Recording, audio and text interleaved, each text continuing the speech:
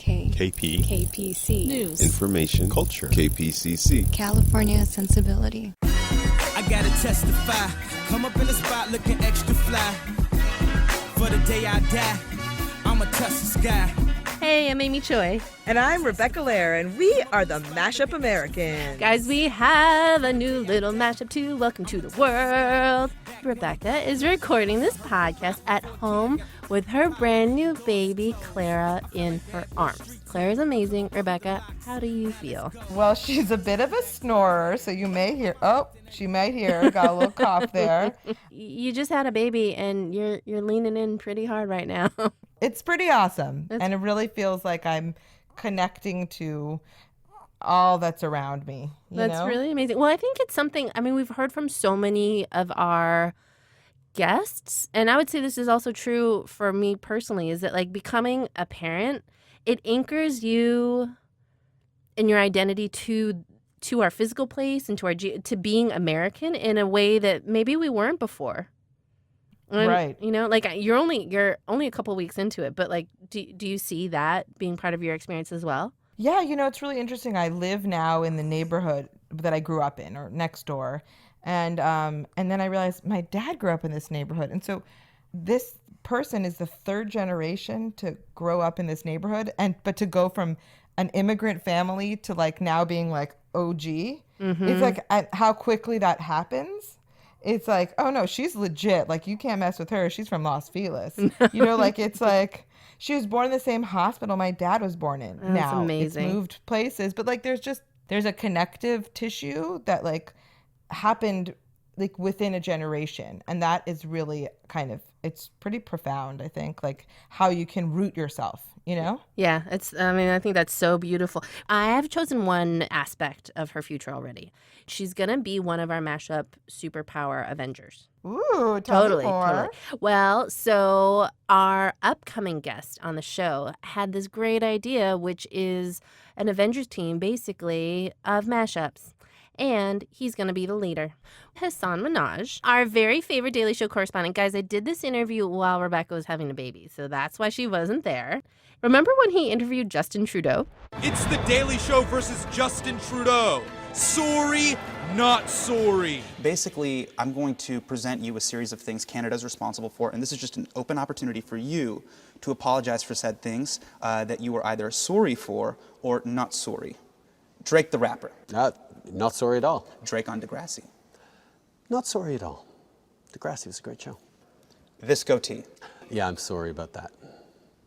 Yeah, that. There was just no call for that. I look like my own evil twin. Yeah, this is. It was Movember.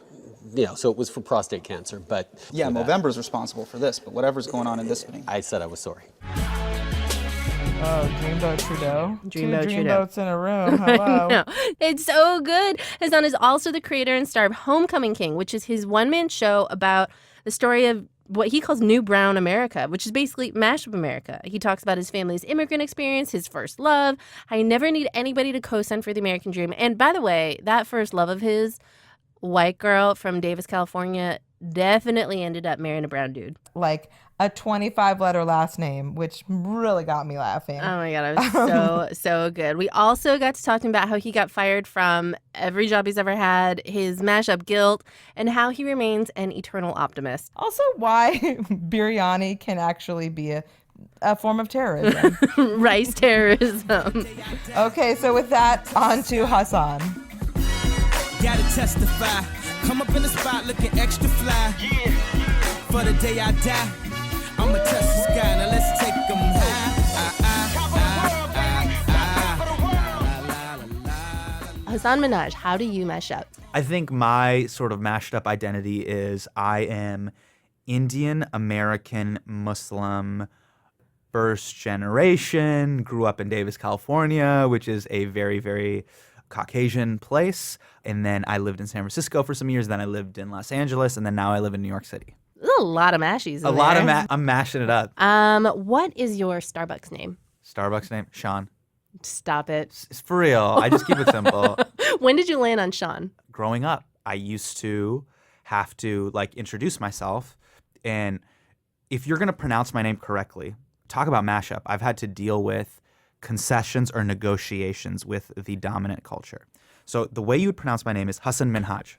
That's like what my parents have called me. That's like the way you'd pronounce it in my cultural part of South Asia, where I'm from, right? When I would go to school and I would say, hey, my name's Hasan, how are you? They'd be like, Hasan. I'm like, jeez. All right.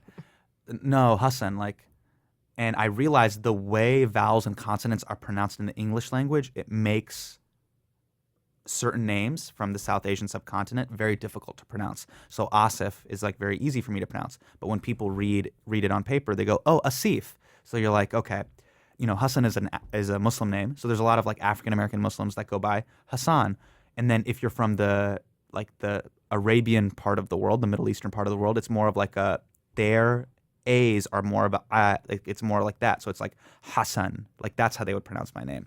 So for me, I split the difference and I was like Hasan, because there is still a contingency of people that go by the name Hasan and pronounce it that way. So I was like, okay, I can live with that, but I can't do Hasan and I can't do Sahan. And then I remember in school, sometimes people would be like, oh, cool, Sean. And so like they would just get it so wrong. And so as almost like an inside joke, me and my friends growing up would be like, hey, Sean. Like it's so like laughably funny to us. So when I go to Starbucks, I go, just Sean. Sean. Yeah. What do you spend money on that your parents never would? Sneakers. What's your favorite pair? To me, the Air Jordan 3 or the Air Jordan 1. I think there's a real connection here, particularly among Asians. Yeah. And with their affinity to hip hop and basketball. Correct. What is it for you? For me, what I love about hip hop, it is really an immigrant's story. It's, you have this perception of me and it's wrong. You think I won't amount to anything and you're wrong. I'm somebody now. What are you going to say about it now? And no matter what systems you put in front of me, I'm going to get mine. Mm-hmm. Those like 4 tenets, oh man, like that gets you through life. Like it's gotten me through being bullied on the bus. It's gotten me through like, you know, breakups. It's gotten me through racial slurs. It's gotten me through people saying, you know, you can't do this thing because you look this way or you're from this background. I see all of that in Biggie's music or in Tupac's music and stuff like that. I don't see that in Taylor Swift's music. Right. It's hard to see things in Taylor Swift's music. No, I mean, you can see breakups and stuff like that and love and stuff like that. But like, and I do see that, but it's not something I want to listen to at like 9 o'clock in the morning to like get me going. Right. I love Adele. I think Adele is great. It's just not the driver to get me through life. Right. I see a deep connective thread between many of your works and also your public appearances, which is Harry Potter. Yes. I would like to know, in the world today, who's Voldemort? Voldemort, to me, is systemic racism. The huge debate around the whole Kaepernick issue was just like, the reason why that I think that was like the center of the tornado regarding the race relations and patriotism debate. The reason why it was like right smack dab in the center was he was disrupting America's wine and circus. For 3 hours a week, we can just turn our brains off and be like, let's just watch some guys get brain injuries. He's interrupting that and being like, this is what my life is like the other 6.5 days of my week. And people are like, stop it. Stop doing that. That's why Kate Upton tweeted that dumb shit. And like, you know what I mean? Of just like, don't do that. Like, that's so unpatriotic. Stop it. Like, what was really amazing to me was that, to take it back to the Harry Potter thing, what he's basically saying is, by taking a knee, he's saying this country has real problems. And the reason why I make the Harry Potter analogy is books 1 through 4, Harry is fighting literally to go, yo, systemic racism, aka Voldemort, is real. And the powers that be are like, nah, son, it's not. They make him carve that shit into his arm. I shall not say systemic racism exists. Right? And they're like, it's not. And it isn't until like a Trump or a Brexit happens that it's like, can we just say it existed? Then there was a tipping point, and then the wizarding universe was like, all right, it exists.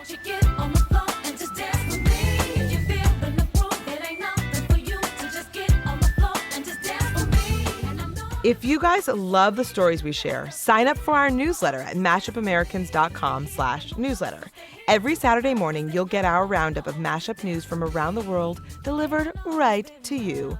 It'll make you think, laugh, and have your thoughts provoked. Could there be a better way to wake up on the weekend? We think not. So do it. mashupamericans.com/newsletter.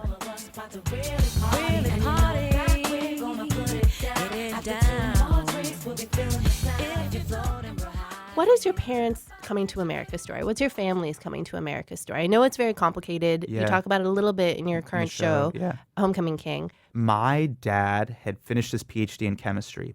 His sister had moved to Davis, actually, Sacramento or Davis, and basically was like, hey, you should come to the States. Like, it's awesome here.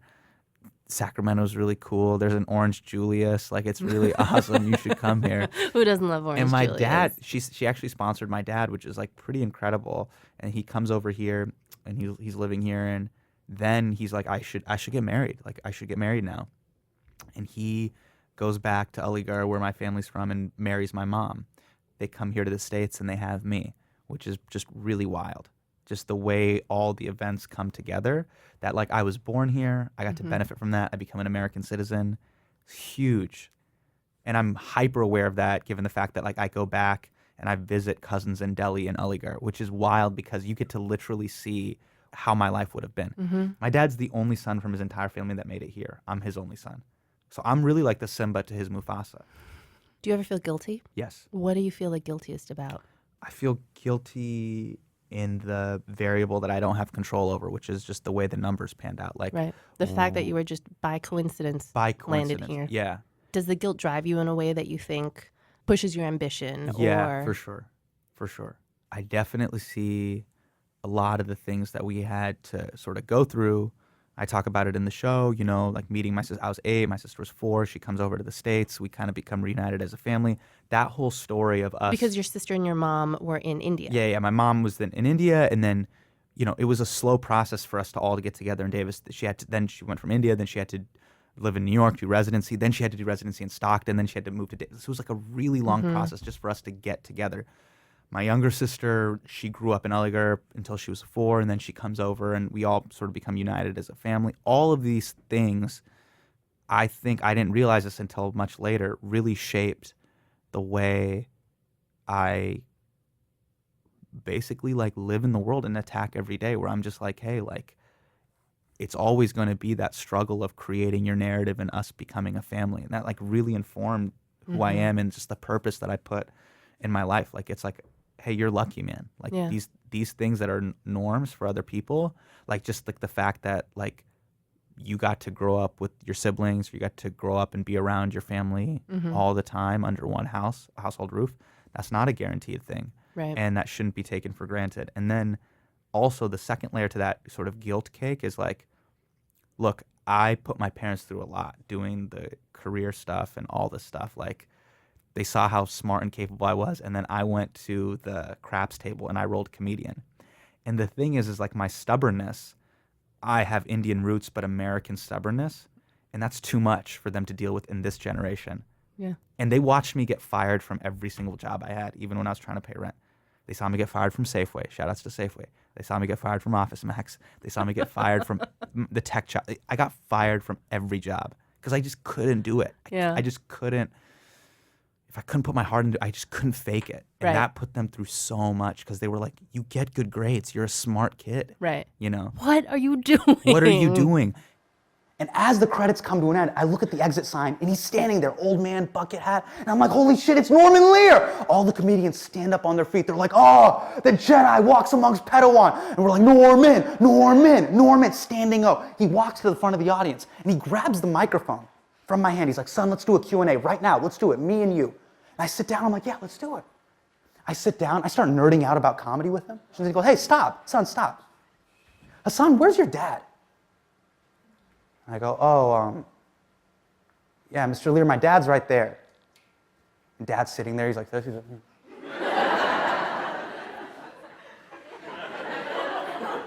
He grabs a microphone from me and he goes, Mr. Minhaj, you know, I've been working with your son, and he's really trying. He really is trying.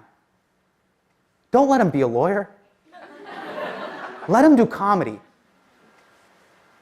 Let him change the world. And then again, like I would always always lead with my heart.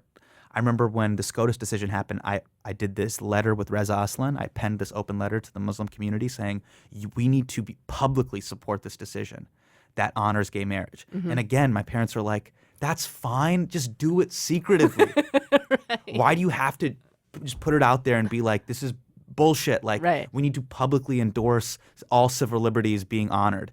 They're like, that's fine. Just do it behind closed doors. And I just don't put your name on it. I know. I just couldn't be that guy. I couldn't be another like silent voice on Facebook when like literally history's changing around us. Right. Do you believe it's your role as a comedian or as a public figure, to speak truth to power? And what role does comedy have in general in doing that? In terms of speaking truth to power, like satire is really, really special in that way because it's under the guise of like, it's just a joke. What I found amazing was your speech at the Congressional Correspondence Dinner. Right. And that was like, doink. Everybody has to actually look at you and they're like, huh? Yeah. We look to you guys as our leaders. And ultimately it comes down to money and influence. And right now, since 1998, the NRA has given $3.7 million to Congress. There are 294 sitting members of Congress that have accepted contributions from the NRA, and that doesn't even include the millions of dollars from outside lobbying. If we raised $4 million, would you guys take that to save lives? And is this what you want your legacy to be? That you were could have done something, Congress, but you didn't because of outside lobbying? That you were complicit in the deaths of thousands of Americans? And look, I know being a member of Congress is hard. You got to placate your base. You got to look out for re-election. You got to answer to lobbyists.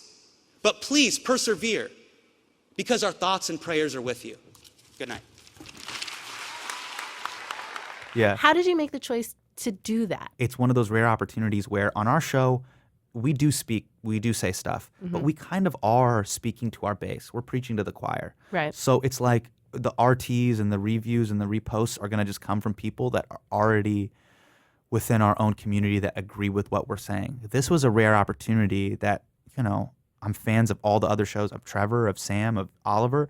I got to say this to their face. Right. We all have our platforms, but very rarely do you get to actually say it to Mitch McConnell's face or Trey Gowdy's face. So I was like, if I don't take this opportunity, I would be remiss. It would just be a huge letdown.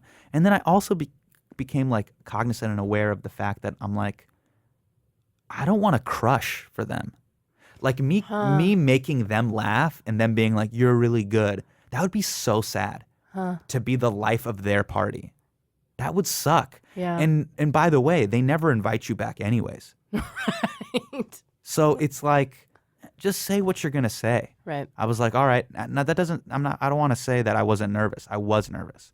And it was really, really nerve-wracking because the whole night they were all giving each other awards. You don't see this in the clip that everybody was getting awards. Everybody was congratulating everybody. I was the keynote of the night. So for like 2.5 hours, I had to watch essentially like what was like a circle jerk and then be like, okay, now I got to go up there and say this stuff. And then you have to be like, okay, I'm going to basically not be that fun. Wah, wah, wah. Yeah. And then I literally... You guys have a job to do. Yeah, like focus on that. We're Orlando was literally 72 hours ago and we're all just going to like not talk about gun control. What? And so, yeah, it was kind of crazy. I said what I said. And then I looked over at my wife and I was like, we got to get the fuck out of here. And we literally, in our suits and in her gown, I was in like my tux and she was in her gown. We ran to the Amtrak station in DC and took the midnight Acela out. When people are like, oh, you really told them. I was like, no, I ran out. I did what I did. You're like, these brown people got to go. Yeah. And then I immediately shat my pants and I was like, let's get out of here.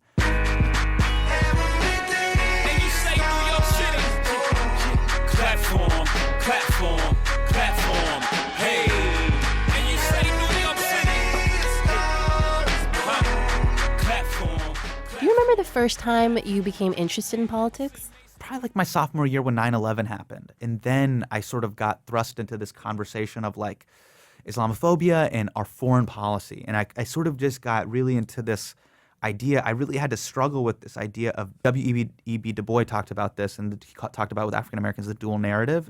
That's where I really started to struggle with that, where it's like, yo, I love America. America's great. Like, it gave me Nintendo 64 and freeways and Starbucks and Wi-Fi and like Flushing toilets. track housing and flushing toilets, like these amazing things that are just like standard fare from Davis to Iowa to New York. That's amazing. There is no just like part of the United States where there are no freeways and you're just pooping in holes. That doesn't exist. Right. That's incredible. I don't take that for granted. At the same time, it's really tough for me to be like, this place that's given me incredible joy, the cognitive narrative around our role in the world is basically, in terms of our foreign policy, the last 31 years that I've been alive on this earth has been kind of centered around bombing or drone striking brown countries. It's been really hard for me to see both of those things go on. I've had to sort of figure out, well, what's my place in all of this? Well, especially when the event that triggers that in-depth line of thinking is one that also triggers an immense amount of hatred towards people like you. Yes. Yeah. So grappling with that and being like, whoa, hold up. Yeah. I thought we were here in this together. Yeah. And it's like, nah. It was a defining moment. I remember September 12th, like the day after, my dad sort of held this like group meeting at the table and was like, all right, Hasan, whatever you do, don't tell people you're Muslim and don't talk about politics. And I was like, all right, cool. I'm just going to hide it, Dad. Like, obviously it's not clear through my name and like my skin color. But I talk about this briefly in the show that night there was also these kids like basically like smashed the windows on our car. There was kind of like a hate crime, and I ran out and I saw like me and Dad, and we ran outside to the driveway and all the windows on the car were smashed. And I reached in and I saw that they had opened my backpack, so I tried to pull out my backpack, and all this like a piece of glass got caught in my arm, and it's like blood is gushing down my arm. And I remember being so like livid because these kids had called our house and prank called us, and then they had smashed our windows. So I was running up and down the cul-de-sac like looking for these kids in the bushes and the trees, like they're watching us because they just called us and then they smashed in these windows. And I looked into the street and my dad was just like sweeping glass out of the road. Like he worked at like a hate crime barber shop. You know, it's just like, oh man, we got customers. We got to get rid of this glass. Like he's like barefoot in his pajamas, like sweeping. That way the neighbors couldn't see. He didn't want the neighbors to see. Right. And I remember looking at him and be like, Dad, why aren't you mad? Like, why aren't you upset? And my dad in Hindi was like, Hasan, ye cheeze to hote or ye cheeze hoenge. Like these things happen and these things will continue to happen. That's the price we pay for being here. And that's when I really realized, I was like, oh, we're just from two different generations. Like my dad is from the generation where he feels like if you come to America, you pay an American dream tax, you're going to endure some racism, and if it doesn't cost you your life, well, you lucked out. And then I'm from the generation where I'm like, I actually have a little bit of entitlement. I'm like, dude, I was born here. Like, I don't deserve this. Like, I saw this. I studied this in Honors Gov. It says all men are created equal, life, liberty, pursuit of happiness. Like, we don't deserve this. Like, this is not happening to our neighbors. Like, why is this happening to us? And I constantly, my pendulum swings between those two. There's some days where I'm like, my dad, I just put my head down and go. And there's other days where I'm like, no, I got to like speak up. You have a line in your show where you talk about, you know, there was a point where you wished that you were white. Correct. Wish that you could grow up and be white. Do you remember when that ended? I struggled with it for a long time.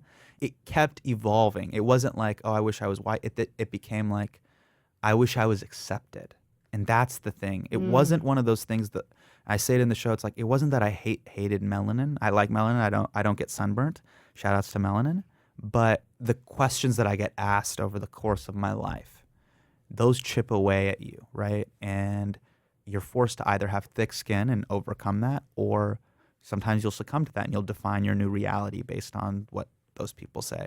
It's something I still work on to this day. I don't wish I was someone else, but I do hope that like my shoulders are broader to bear that burden, and I can just my quads and my legs can handle pushing up.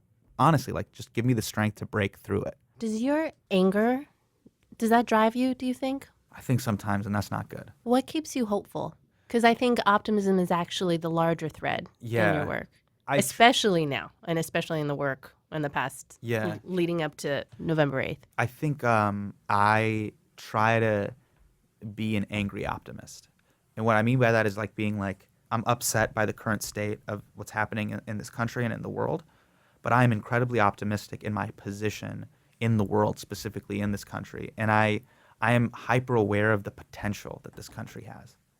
to counter all what the Trump supporters say, that's what makes America great. It's not its rigidity, it's flexibility and ability to change. Mm-hmm.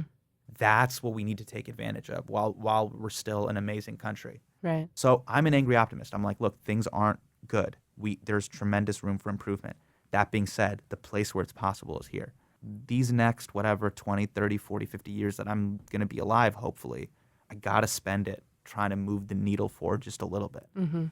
Do you feel like you need to, as you get more and more and more famous, Yeah. repping one identity over the other? Oof, it gets really complicated because, man, there's times where it's like I want to rep, and there's also times where I feel like I don't want to just be confined to one thing. Mm-hmm. Like there's 7.6 billion people in the world. I don't want to just be connected, even if it's to 1.6 or to 2 billion Indians or whatever it is. My buddy Azhar Usman is this really funny comedian out of Chicago. He's always reminded me of this like great poem. He's like, "You're the bird, you are not the cage." Again, my pendulum swings between those two. There's some times where I'm just a bird, and it's like, dude, I can be anything I want to be. I can do it. I feel it in my heart. And then I read the YouTube comments that say, they'll never be a brown late night television host, or like, oh, it'd be great if you did it up, but that couldn't happen because blah, blah, blah, blah. And then I feel confined by the cage. Right. Even sometimes I deal with that with my own community. They're just like, you can't say that. So I swivel between the two, and I hope I can always just be the bird. I think you make a beautiful bird. Yeah, thank you. You're welcome.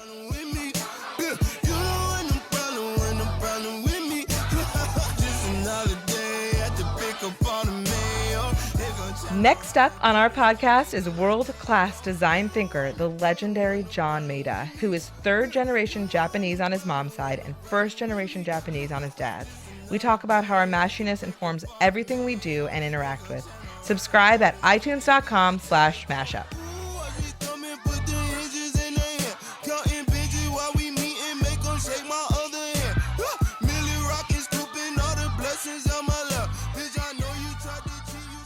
I found that doubling down on your tribe too much, there's stuff even within our tribes that's super fucked up. Totally. You know what I mean? And so it's like, to what extent are you just like, you're like, yeah, India till I die. It's like, cool, Hindustan Hamara. But then also like, there's been some ugly shit in our country. Like the caste system is super fucked up. And it's still super prevalent in politics in India. The Hindu Nationalist Party is a thing that exists. That it's like, and they're terrifying. yeah.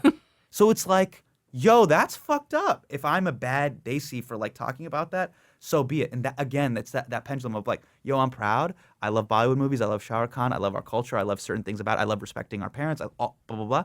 But then this thing, no, I don't respect that. Right. And I've tried to live my life where I've kind of I've treated it like biryani, where I move the good stuff towards me, and then I push the weird shit to the side. Right. Because there's some weird stuff in biryani, too. There's like weird little black balls, like acorns and shit. Like there's like weird Isn't that stuff. like the cardamom? Yeah. And I'm like, and then you eat it, and you're like, ah. Like, yeah. That's rice terrorism. You're just like, I didn't want that. And so, anyways, you push that weird stuff to the side. That's the way I've tried to lead all of my identities. Like I'm gonna siphon the good stuff, and then almost like a French press, keep the weird, ugly coffee grounds of these other things out. And that hopefully the strain of what I'm brewing in my body is the best thing of all these mashed up cultures. Have you ever felt like this? Have you ever felt confined by the current time that you live in? This sounds so, I sound like I'm high right now.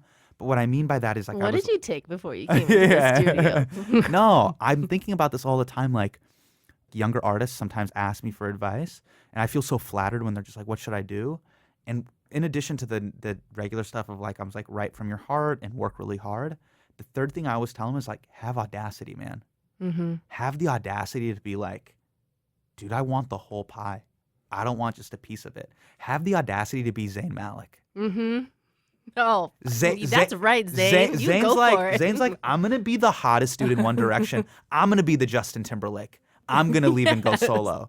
I'm gonna date the model. I'm gonna be that guy. Mm-hmm. And have the best hair. And have the best hair. And be that like, I'm gonna be that dude. And I don't care that my name is Zayn Malik. Right. Like, do you know what I mean? He just has that audacity. And when I see him, I'm just like, I love you, Zayn. I know. Like, you're just walking in your greatness. Yeah, no, I mean, the ability to redefine what your reality is. Yeah. So if you feel confined by the time that you're in, and I totally hear you, I would say I grew up, I'm a little bit older than you. Yeah. In a time when like Asians were just starting to find their voice as a political community, as Americans, and like leaning more on that side of the hyphen than the other, where it became people were fighting against the model minority stereotype instead of embracing it in some way or aligning with it in some way. So, you know, that question of advice, you know, when people ask me I'm like, just remember that you're a whole person, which I don't think, you know, I'm 37.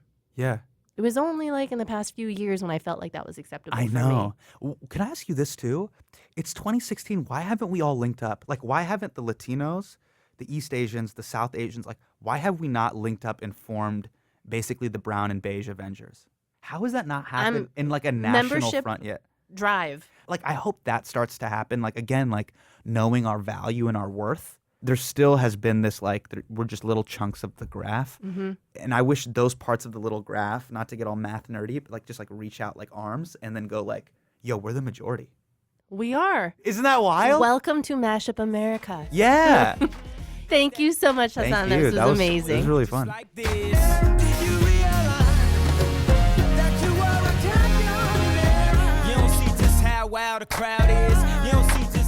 That was Hasan Minhaj, our favorite correspondent for The Daily Show and star of Homecoming King, his one-man show that tells the story of new brown America. That's our America, guys.